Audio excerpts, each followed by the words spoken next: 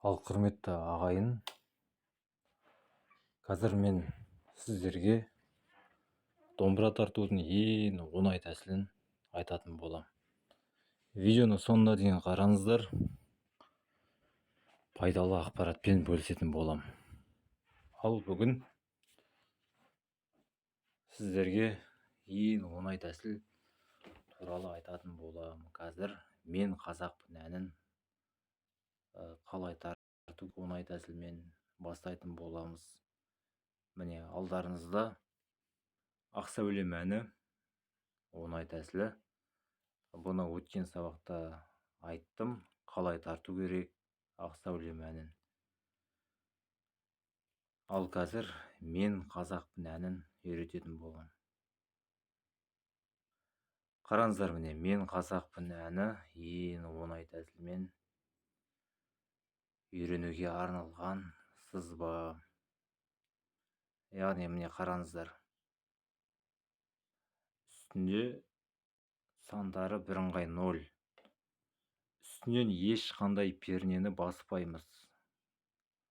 Астынан 0, 2, 3, мысалы 2 болса екінші пернені басамыз, 3 болса үшінші пернені басамыз.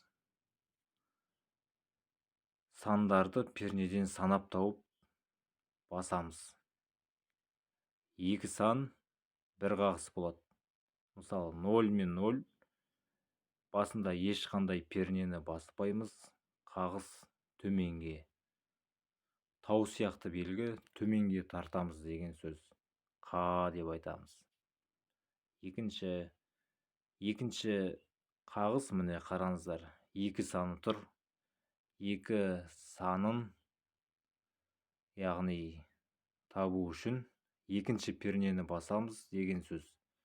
Екінші пернені басамыз, астыңғы шектен қағыс жоғарыға зақ. Саусақ басатын жер, мысалы екінші перненің үшінші пернеге өтетін жеріндегі сызық бар ғой, сол сызықтың дәл алдынан басамыз. Саусақтың ұшымен басамыз, иә? Міне. Енді екеуін қосамыз. Қазақ. 2 қағыс тартамыз. Қазақ деген сөз шығады. Қазақ. Төмен, жоғары. Әрі қарайда дәл осылай міне сандарды санап тауып отырамыз. Үшінші перне, екінші перне, 3, 3, 3, 2, 3, 5, 3.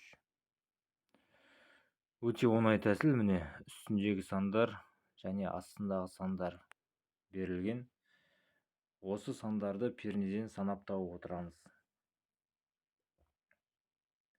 3 болса үшінші пернені басамыз, 2 болса екінші перне. Астында буыны дәлме-дәл тұр. Мысалы 3-тің астында бо деген буын тұр. 2-нің астында лып деген буын. Болып деген бір сөз. Түсінікті ғой, ә? Сөзмен бірге айтқанда түсінікті болады. Қазақ болып тумағанда нетер ем? Бұл жалғаннан бақыт таппай өтерем. Міне,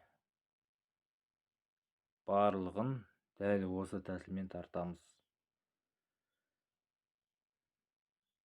Асықпай тартыңыздар, басында.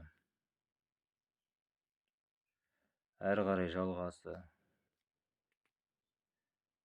Желдей жүйрік жылқы мінбей жалғанда 2, 3, 5, 2, 2, 3, 5, 3.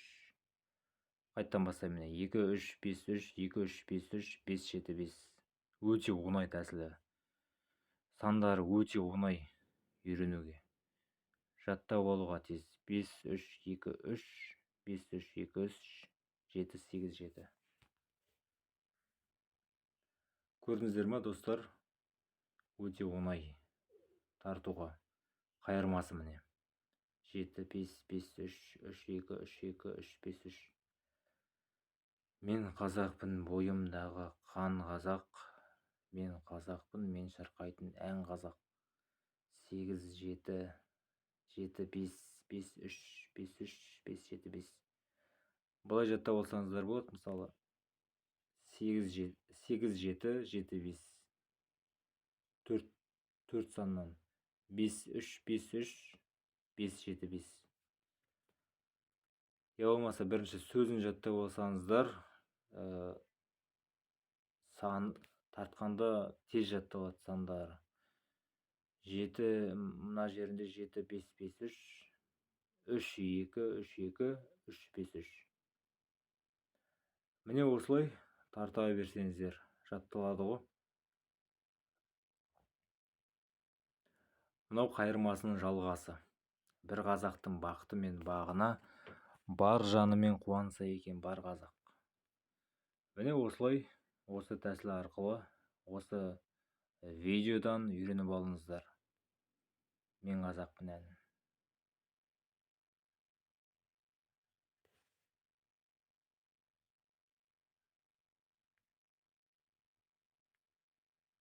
Нөлден бастап домбыра ұстап көрмегендер осы тәсілмен міне үйреніп кете алады. Басқа әндер қажет болса, енді басқа әндерді де осы тәсілмен үйрене аласыздар. Мысалы, мына жерде ару ана әні бар. Бұл жаңағыдан да өте оңай тәсіл. Бас бармақпен тартатын. Тек қана астындағы сандар берілген. 7, 8, 7, 3. Бұнда қағыс жоқ, тек бас бармақпен шертіп отырамыз. Өз баланнан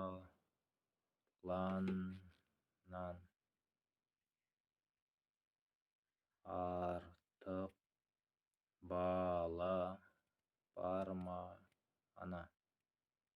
0 болса ешқандай перне баспаймыз. Мәз боласын, жарай қалсан шаруана. Міне достар, таптырмайтын тәсіл осы. Басқа да әндер бар, міне қараңыздар. Жалғасы аруанан. Қазір міне көрсетіп жіберейін. Сандық нотасы толық қажет болса, комментарийге жазыңыздар. Тиімді бағада беретін боламыз. Мына жерде сосын Ақ сәулем әні бар. Танымал ән. Анашым, Ақпантик әні бар. Анашым әні де бар. Қазір көрсетіп жіберейін. Күй де бар, сосын қазақ осы бар міне. Күй енді аздау, бірақ бар. Шағын күйлер, тепеңкөк, адайда болу керек. Ерке сылқым бар.